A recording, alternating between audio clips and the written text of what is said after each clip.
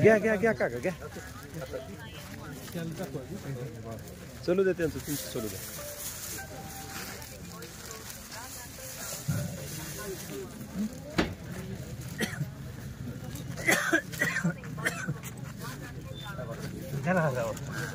काका काका तिथं काका यानंतर काका काका इकडे बघा ते. या कार्यक्रमासाठी फार मोठे आवडीने आलेले हो काका इकडे ज्यांचा कर्कश परिवारांचा स्नेह आहे, विश्वास आहे, ज्यांचा आदर्श डोळ्यासमोर ठेवून ते त्यांची वाटचाल करत आहेत, ते कर्कश काका त्यांच्या जीवनावरती बोलण्यासाठी त्यांना दीर्घायुष्य लाभावं यासाठी शैलेश दादा देशपांडे अध्यक्ष मिरज विद्याप्रसारक मंडळ सांगली यांनी आपलं मनोगत व्यक्त करावं असे मी आपल्या सर्वांच्या वतीने त्यांना विनंती करतो.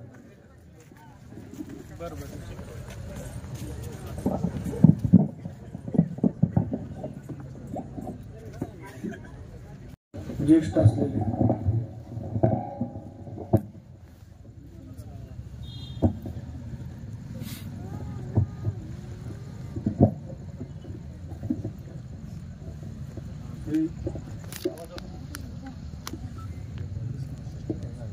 जनार्दन काका कर्कसे यांनी 95 वर्षात पदार्पण केल्यानिमित्त या ठिकाणी आपल्या सर्व ग्रामस्थांच्या वतीनं आणि कर्कसे कुटुंबियांच्या वतीनं साजऱ्या होत असलेल्या सत्कार समारंभ प्रसंगी उपस्थित असलेले व्यासपीठातील सर्व क्षेत्रातील दिग्गज मान्यवर आणि हा कार्यक्रम ज्यांनी संकल्पना मांडली तरके सरांनी की या दिवसाचं स्मरण दीर्घकाळ लोकांच्या मनात राहावं आणि त्यातून काहीतरी बोध घ्यावा, संस्कार घडावा या दृष्टीनं ज्यांचं व्याख्यान या ठिकाणी आयोजित केलं ते असे उपस्थित असलेले भालेराव सर. खरं तर हा एक आगळा वेगळा सोहळा आहे आणि आपण म्हणतो की जुनं ते सोनं किंवा असेल बावन कशी सोनं ते आता तरकसे काकांकडे बघितलं की त्याची प्रचिती येते. या 95 वर्षी सुद्धा त्यांच्याकडे असलेली स्थिरता, त्यांच्या चेहऱ्यावरचं तेज या गोष्टी पाहिल्यानंतर त्यांनी कशा प्रकारे आयुष्य व्यतीत केलं असेल हे वेगळं सांगण्याची गरज नाही. आज या ठिकाणी या व्यासपीठावरून जसा आज त्यांचा 95वा वाढदिवस तुम्ही सगळ्यांनी एकत्र उत्साहानं साजरा करताय तसंच त्यांचा 100वा वाढदिवस आहे याच ठिकाणी अतिशय उत्साहात साजरा व्हावा अशी मी परमेश्वराची प्रार्थना करतो. जसं मगाशी प्रास्ताविकामध्ये तरकस सरांनी सांगितलं की आमच्या संस्थेमध्ये अनेक वेगवेगळे उपक्रम होत असतात आणि तरकस सर हे अतिशय हाडाचे क्रीडा शिक्षक असल्यामुळं कबड्डी स्पर्धेसाठी एक मोठा जो आमचा उत्सव असतो तो त्यांच्या पुढाकारामुळे आणि सहकार्यामुळे अतिशय चांगल्या पद्धतीने उभा राहतो.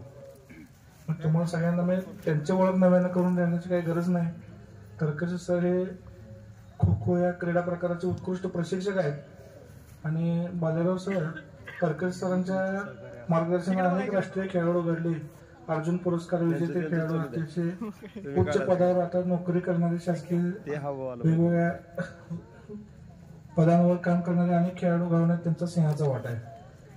तर अशा या गावच्या सुपुत्राचा अभिमान वाटावा असाच तुमच्या सगळ्या गावाचं भूषण आहे तरकसे कुटुंबीय म्हणजे. आणि ज्या कार्यक्रमासाठी आपण एकत्र आलेलो आहे, खरं तर आता सर तुम्ही तर व्यासपीठावर असताना मी बोलणं म्हणजे वीरेंद्र सेहवाग स्ट्राईकवर खेळत असताना शेवटच्या नंबरचा एखादा झहीर खान सारखा बॉलर नॉन स्ट्राईक घेतला असताना त्यांना पुढे येणार अशा प्रकारे मी फार वेळ काही घेणार नाही. आमच्या मिरज विद्या समिती परिवारातील सर्व शाळातले सर्व संस्थेतील कर्मचारी पदाधिकारी यांच्या सर्वांच्या वतीनं मी जनार्दन काका तरकसे यांना 95व्या वाढदिवसाच्या हार्दिक मनपूर्वक शुभेच्छा देतो आणि भविष्यात हे त्यांच्या 100व्या वाढदिवसाला आपल्या सगळ्यांना पुन्हा इथं उपस्थित राहण्याची ईश्वराने संधी द्यावी अशी पुन्हा एकदा ईश्वरचरणी प्रार्थना करतो. आणि आपण या गावात आम्हाला बोलवलं, आमचा इथं जो काही सन्मान केला त्याबद्दल या सगळ्या ग्रामस्थांचं संयोजकांचाही मनापासून आभार मानतो आणि रजा घेतो. धन्यवाद. धन्यवाद दादा. आपण अपेक्षा व्यक्त केली की 100 काका सहज पार करणार. आम्हाला सुद्धा विश्वास आहे की काका 100 पार करणार आणि हीच मंडळी पुन्हा 5 वर्षांना याच ठिकाणी येणार हा दृढ विश्वास सराकडे आपण व्यक्त करूया. आणि यानंतर या कार्यक्रमाचे मुख्य अतिथी आदरणीय कर्माताचे लोकप्रिय माझे आमदार जयवंत जगताप उर्फ धनु यांना विनंती आहे की आपण कृपया आपलं मनोगत या ठिकाणी व्यक्त करावं.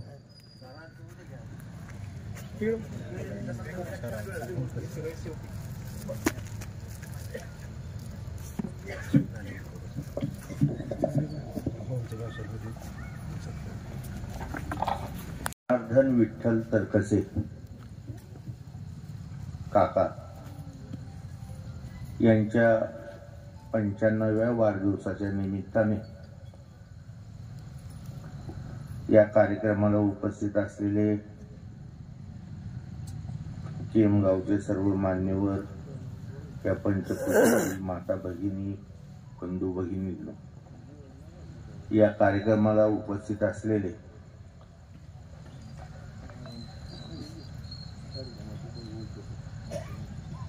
इंद्रजित भालेराव सर, जयंतगिरी महाराज,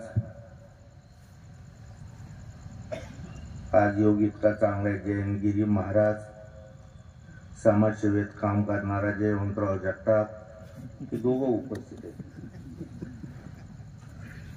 आमचे वडील बंधू दिलीप दादा तळेकर, त्याचप्रमाणे विष्णुदादा पारखे, कृषी उत्पन्न बाजार समितीत काम करणारे माझे सहकारी सागर धोंड, आनंद शिंदे, युवक नेते पृथ्वीराज पाटील, आमचे माजी सभापती शेखर तात्या गाडे, अजितदादा तळेकर, बाळासाहेब देवकर, आणि जर कुणाची नावं घेतली असेल तर राहिली असतील तर ते सगळ्यांनी या ठिकाणी दिलगिरी व्यक्त करतो. थोडक्यात कार्यक्रम आठवून आपल्याला सरांचं भाषण ऐकायचं हे औचित्य लक्षात घेऊन मी जास्त काही बोलणार नाही. तरकशी घराण्याची आणि जगताप घराण्यांची मला वाटतं भालेराव सर 3 पिढीची नाळ आहे आणि अजून सुद्धा चालू आहे आणि भविष्यात सुद्धा ही चालत आहे. मला वाटतं जनार्दन विठ्ठल तरकसे काका यांचे मला वाटतं बंधू कृषी उत्पन्न बाजार समितीचे पहिले सचिव होते. कैलासवासी नामदेवराव जगताप असताना ज्यावेळेस बाजार समितीची 1948 साली स्थापना झाली त्या काळामध्ये ते सचिव होते आणि त्यावेळेस पासून मला वाटतं नंतर आमचे सदानंद तरकसे काका आणि आज आमचा मंगेश तरकरे, म्हणजे ही जवळजवळ 3-4 पिढ्याची नाळ आज सगळ्यात टिकलेली आहे आणि ही नाळ मला वाटतं राजकीय माध्यमातून केमकरांबरोबर सुद्धा आहे. जुन्या काळात कैलासवासी नामदेवराव जगतापांचे सहकारी संदीपान काका तळेकर, नामदेव बाबा तळेकर, माझ्या राजकीय जीवनात मला राजकारणात आणण्यासाठी मोलाचं योगदान देणारे आमचे शिवाबापू तळेकर, मला वाटतं अशी त्यांच्याबरोबर असलेली बरीचशी मंडळी त्या काळामध्ये माझ्याबरोबरही होती. आज मी या ठिकाणी स्वतःला भाग्यवान समजतो की काकांचं सत्कार माझ्या हातून ठेवल्या गेला, कारण ज्या काकांच्या आयुष्याचा आलेख जर बघितला, त्यांच्या आयुष्याची जर बाकीच्या सगळ्या गोष्टी बघितल्या तर मला वाटतं त्यांनी 21 वेळा हे गुरुचरित्राचं पारायण केलं. 3 लाख नाशिकला प्रभू रामचंद्राचा जप केला. म्हणजे आध्यात्मिक, नोकरी, व्यापार ह्या सगळ्या क्षेत्रातनं ते आतापर्यंत त्यांनी काम केले आणि वयाची 95 वर्ष त्यांनी आज या ठिकाणी गाठली. मला वाटतं या ठिकाणी कोणीतरी बोलत असताना वक्त्यांनी सांगितलं की बाबा त्यांचा 100वा सुद्धा वाढदिवस गाठतील आणि वाढदिवस साजरा व्हावा. आज 95 त्यांचं वय चालू आहे. 95च्या डबल केलं तर मला वाटतं 190 होतं. त्यांनी 190 वर्ष जगावं आणि आम्हाला सत्काराचा चान्स मिळावा. आमचे वय तेवढं वाढेल असं उत्तरेश्वराला चढली प्रार्थना करतो. शेवट माणूस जन्माला आल्यानंतर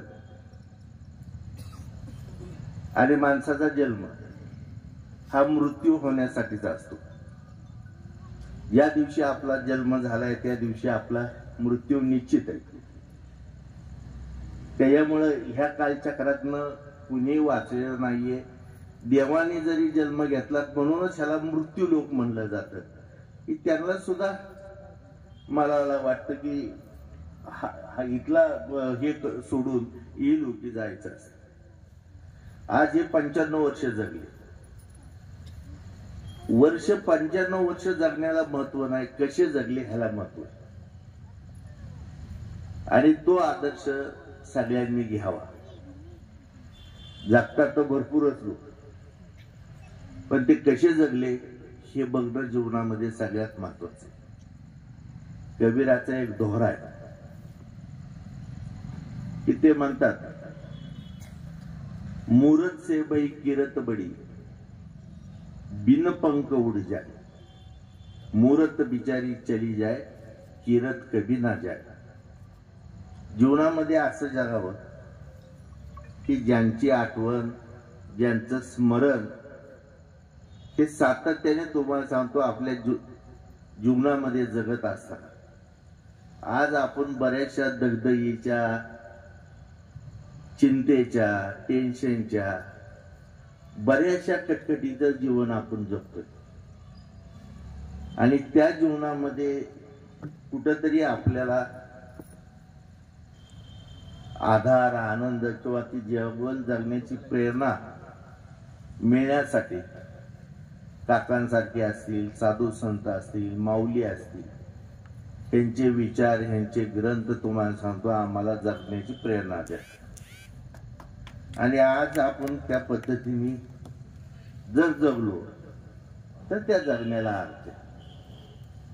या पृथ्वी तलावरती, ह्या सृष्टीवरती माणूस हा एकटा जीव नाहीये, अनेक कोट्यावधी जीव आहेत. हे आपल्या शास्त्रामध्ये सांगितलं जातं की 84 लाख कोटी योनी आहेत. माझा एवढा अभ्यास नाहीये, पण तरी देखील ज्या गोष्टी ऐकल्यात भालेराव सरांसारख्या लोकांकडून ते आपल्या आतून मी बोलतो. महत्वाचा मुद्दा असा आहे की या ठिकाणी ज्या पद्धतीने ह्यांनी आयुष्य 95 वर्ष जगले त्याच्या मागचं सुद्धा काहीतरी एक मोठं गुपित असेल किंवा त्याच्या मागची एक काहीतरी सूत्र असेल. तुम्हाला सांगतो, अतिशय स्वच्छ विचार, निर्विकार अशा पद्धतीने त्यांनी जीवन जगलं म्हणून ते आज 95 वर्ष त्यांनी गाठलं. आणि मला वाटतं शतक सुद्धा पूर्ण करते आणि करावं. आणि अशा पद्धतीने जर आपल्याला भविष्यात जगायचं असेल तर काकांचा आदर्श डोळ्यापुढे ठेवा. बरीच लोक आज जगत असताना माणसासारखं जगत नाही. आपल्या जीवनाला जर आपण थोडंसं वापरून बघितलं तर बऱ्याचशा उणिवा आपल्यालाच दिसतील जगाने दाखवण्यापेक्षा. म्हणून जगत असताना जे तुकोबारायाने सांगितले, ठेविले अनंती तैसेचे राहावे चित्ती असू द्यावे समाधान. कोण लहान झाला, कोण मोठा झाला ह्याला महत्व नाही. कर्म चांगलं करा. कर्माचा सिद्धांत खूप मोठा आहे आणि कर्म कुणालाही माफ करत नाही. मला वाटतं बरेचसे साधू संत सांगतात की परमेश्वर माफ करत, पण कर्म कधी माफ करत नाही.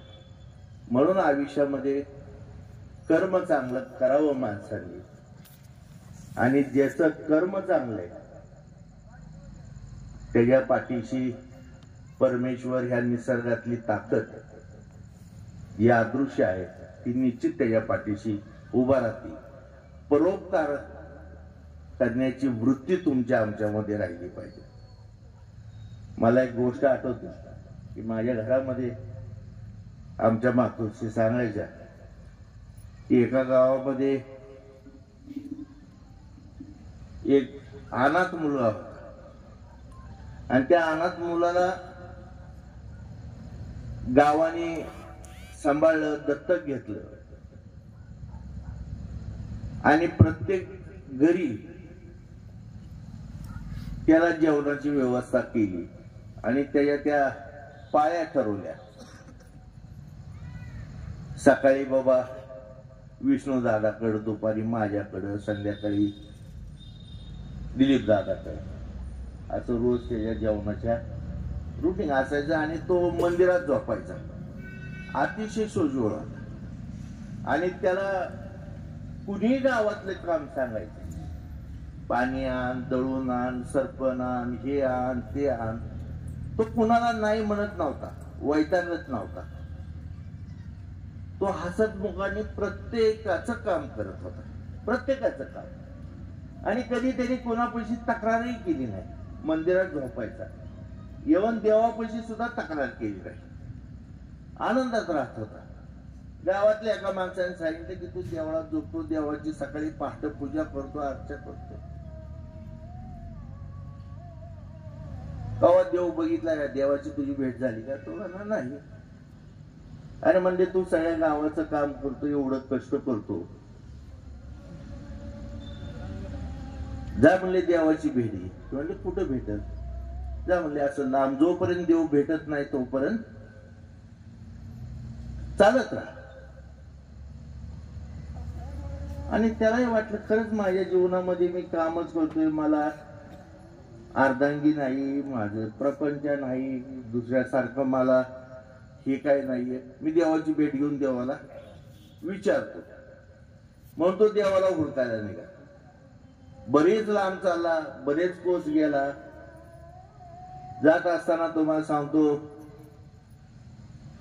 तानेजल्या होता, एका विहिरीवरती काम चालू होतं, विहिरीचं एका रानामध्ये. तिथं गेला, पाणी मागितलं, लोकांनी पाणी दिलं. म्हणजे पाहुणे कुठले? म्हणजे आमक्या आमक्या भावाचे. कुठं निघाला? म्हणजे देवाची गाडी घ्यायला. ते म्हणजे जरा डोक्यावर परिणाम झालेला आहे.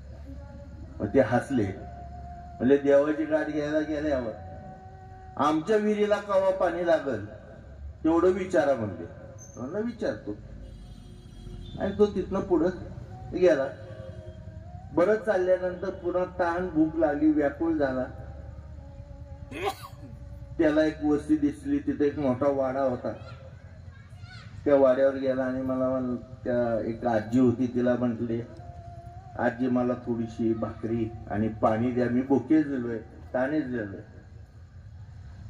कुठनं आला रे बाबा? वाट सरू. आणि कुठं चाललाय?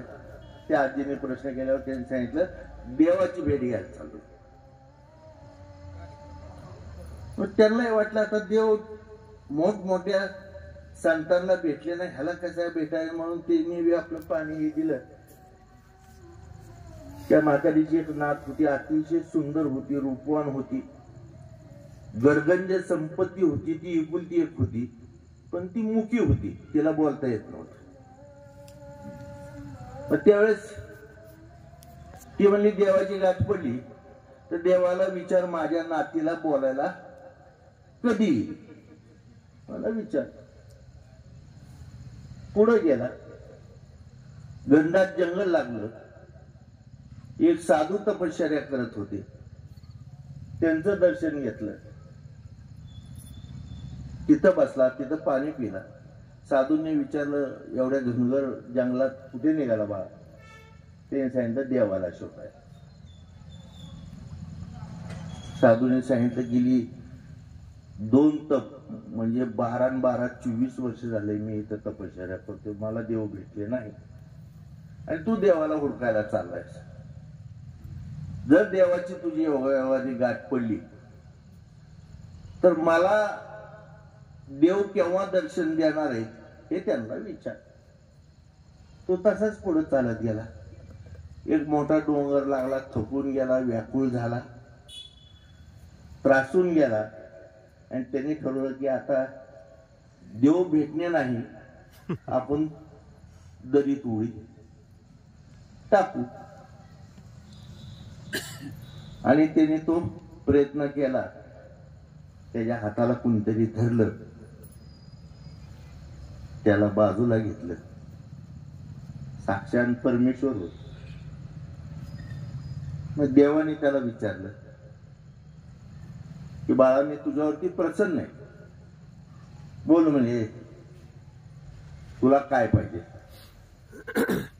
मग गावात त्याला सांगितलं होते की देवाला भेट, हे माग ते माग. ते काय त्याच्या लक्षात राहिलं नाही, कारण मनातनच अंतःकरणातनच परोपकाराची जी प्रवृत्ती होती त्याची ती जागृत झाली. आणि तो म्हणाला, देवा तुला हुडकायला येत असताना जंगलामध्ये एक महाराज भेटले आणि त्यांनी मला विचारलं, मी 24 तप झालं, मी तपश्चर्या करतोय, मला केव्हा भेटणार. देवाने सांगितलं की त्या महाराजांना सांग की तुमच्या डोक्या जटामध्ये हिरे जडीत जे रत्न तुम्ही लपून ठेवलंय, कंगन जडी हिरे जडीत ह्याच कंगन तुम्ही जे जटेमध्ये लपवलंय ते दान करा, मग मी भेटू. पुन्हा त्याने विचारलं, देवा मी रस्त्याने येताना एक आजी भेटली, त्यांच्या वाड्यावरती मला पाणी दिलं, चहा दिलं, आणि त्यांची एक नात ही आहे, मुखी आहे, तिला बोलता येत नाही, तिचं लग्न कधी होईल. ते म्हणले ज्या पुरुषाला बघून ती बोलल त्यावेळेस तिचं लग्न होईल, हे त्या म्हातारीला सांग. आणि रस्त्याने एक विहीर खांदत होते, त्याही लोकांनी विचारलं मला की बाबा आमच्या विहिरीला पाणी नाही, किती वेळ परसाल लागलं. म्हणजे रानामध्ये एक म्हसोबा आहे, त्याचा अभिषेक झाला, घातल्यानंतर 2 फूट विहीर पडल्यानंतर भयंकर पाणी लागलं. मग तो तिथनं निघाला. देवाला त्यांनी स्वतःला सकाळीच मागितलं, परत वापस निघाला. महाराजांपाशी गेला, महाराजांना विचारलं. महाराजांनी त्याला विचारलं, पडली का देवाची गाठ? म्हणले हो पडली. काय म्हणले देव? म्हणले महाराज तुमच्या डोक्या जातात एक काहीतरी रत्न जडित कंगन आहे, ते दान द्या, मग मी तुम्हाला भेटतो, असं देवाने सांगितलं. ते खरंच होतं त्या डोक्यात. कारण महाराज आधी राजवाड्यामध्ये ते काय म्हणतो आपण शिपाई होते संरक्षण करणार, आणि राज खजान्यातनं त्यांनी ते कंगन चोरलं होतं. आणि त्याच्यानंतर त्यांनाच सगळ्या ते राज शिपाई हुडकायला आले, म्हणून हे जंगलात पळून आले आणि जंगलात संरक्षणासाठी थांबले. त्यांनी तिथं देवाची तपश्चर्या केली आणि ते कंगन त्यांच्या डोक्यात होतं. ही हिस्ट्री त्यांनी त्या मुलाला सांगितली. म्हणले ते दान करा. त्यांनी सांगितलं आता हे दान करायचंय आणि ते दान नेहमी काय म्हणतो आपण पात्र पवित्र असावं, त्याला दान दिलं पाहिजे. आणि तुझ्या एवढा चांगला माणूस मला भेटणार नाही, म्हणजे हे कंगन तुला घे. ते कंगन त्याला दिलं आणि तो निघाला. हा देवाने सांगितलं की बाबा ती विहीर फोडताना तो राहायला बाजू होता की पाणी तर लागलच लागल, पण सोन्याचे मोहराने भरलेले 7 हांडे सुद्धा त्या विहिरीत सापडते त्या बसोबाचं हे केल्यानंतर. तो त्या विहिरीवाकडे गेला. ती लोक म्हणले परत आलो हो आलो म्हणले. देवाची गाठ पडली. आमच्या पहिला पाणी केव्हा लागल तेव्हा तुमच्या या बांधावरच्या ते ब्लास्टिंग केलं. पाणी आणि तुम्हाला सांगतो 7 हांडे सोन्याचे मिळाले. त्या रानातली माणसं, त्या शेतकरी खूप आनंदी झाला. त्यांनी त्याचे आभार मानले आणि हा निघाला. निघाल्यानंतर तुम्हाला सांगतो हुशार माणूस आपल्या विष्णुदादा सारखा होता. ते म्हणले त्याला जाऊन घेऊ नका. म्हणजे का? ही जाऊन म्हणली पुढे बोबाटा करेल की एवढं सोनं सापडले. मग काय करायचं? त्याला परत बोलवा, 3 ह्याच्या गळ्यात घाला आणि 3 आपल्याला ठेवा. पाणी बी लागले, सगळं लागले. मग त्याने 3 हांडे म्हणले तुला ही घेऊन जावंच लागल, सोन्याचे 3 हांडे. आणि म्हणला मी कसं नेणार? त्याला गाडी बैल झोपून दिली आणि 3 हांडे घेऊन तो निघाला. महाराजांनी कडं दिलं. शेतकऱ्याच्या त्या विहिरीला पाणी लागलं, तिथं धन सापडलं, ते 3 हांडे मिळाले. पुढे गेला. त्या म्हातारीची भेट झाली. त्या म्हातारीला पाणी मागितलं. ती म्हणली देवाची भेट झाली. म्हणजे काय म्हणले देव की ती मुलगी ज्या पुरुषाला बघून बोलल तोच तिचा वर होईल म्हणजे. तेवढ्यात ती मोठी पोरगी बाहेर पळत पळत आली आणि तिने आजीला विचारलं हा माणूस कोण? मुकी होती ती. तिने विचारलं की हे ग्रस्त कोण? त्या ठिकाणी त्याचं लग्नही झालं. हे सांगायचं कारण एक आहे की मागाशी मी सांगितलं की तुम्ही मागू नका. त्याला तुम्ही एकच सांगा की सगळ्याचं भलं कर, तो तुमचं 100% भलं करणार. मांगे भीक तो ना मिले भीक, ना मांगे भीक तो मिले मोती. याचं पहिले एक जुनं मला वाटतं दोहरा होता कबीरा की परमेश्वराला मागताना स्वतःसाठी कधी मागू नका, जगासाठी मागा, तो तुमची निश्चितपणे काळजी घेईल. परमेश्वराजवळ तशा प्रकारच्या विचाराची लोक, ही गोष्ट सांगायचं परोपकारी लोक म्हणजे हे काका आहे. म्हणून ह्यांना 95 वर्षाचं देवाने आयुष्य दिलं. ह्या गोष्टी आपण लक्षात घेतल्या पाहिजे. कारण स्वतःसाठी मिळाल्यानंतर एक कवी होता राजाच्या दरबारात, त्याने अतिशय सुंदर कविता काव्य केलं. तर राजाने सांगितलं तुला काय मागायचं ते माग, मी तुला देणार. त्याच्या जोडीदाराने सांगितलं माग माग. त्याने राजाला सांगितलं नाही मला काही नको. राजाने सांगितलं नाही तुला घ्यावंच लागलं, काय पाहिजे सांग. तो माझं मी सांगणार नाही. राजा त्याला 10 वेळा विचारलं, त्याने सांगितलं मी मागणार नाही. सामान्य कुटुंबातला एक कवी होता, त्याची कवी त्या राजाला आवडली. मग राजाने सांगितलं ठीक आहे, हा मागत नाही ना, त्याला 25 गावची जागिरी द्या, आमकं धन द्या, त्याला त्याची पूजा करा, तुमच्या विहिरीला पाणी लावा. त्यात एक हुशार माणूस होता, त्याने सांगितलं थांबा, त्याला इथंच बसून ठेवा. त्याला बसून ठेवलं. म्हसोबाचं अभिषेक वगैरे केला आणि ते ब्लास्टिंग केलं. पाणी आणि तुम्हाला सांगतो 7 हांडे सोन्याचे मिळाले. त्या रानातली माणसं, त्या शेतकरी खूप आनंदी झाला. त्यांनी त्याचे आभार मानले आणि हा निघाला. निघाल्यानंतर तुम्हाला सांगतो हुशार माणूस आपल्या विष्णुदादा सारखा होता. तेव्हा नाही त्याला जाऊन घेऊ नका. म्हणजे का? ही जाऊन म्हणले पुढे बोबाटा करेल की एवढं सोनं सापडले. मग काय करायचं? त्याला परत बोलवा, 3 ह्याच्या गळ्यात घाला आणि 3 आपल्याला ठेवा. पाणी बी लागले, सगळे लागले. मग त्यांनी 3 हांडे म्हणजे तुला ही घेऊन जावंच लागल, सोन्याचे 3 हांडे. आणि म्हणला मी कसं नेणार? त्याला गाडी बैल झोपून दिली आणि 3 हांडे घेऊन तो निघाला. महाराजांनी कडं दिलं. शेतकऱ्याच्या त्या विहिरीला पाणी लागलं, तिथं धन सापडलं, ते 3 अंडे मिळाले. पुढे गेला, त्या म्हातारीची भेट झाली. त्या म्हातारीला पाणी मागितलं, ती म्हणली देवाची भेट झाली. म्हणजे काय म्हणले देव, की ती मुलगी ज्या पुरुषाला बघून बोलल तोच तिचा वर होईल म्हणे. एवढ्या ती मोठी पोरगी बाहेर पळत पळत आली आणि तिने आजीला विचारलं, हा माणूस कोण? मुकी होती ती. तिने विचारलं की हे ग्रस्त कोण? त्या ठिकाणी त्याचं लग्नही झालं.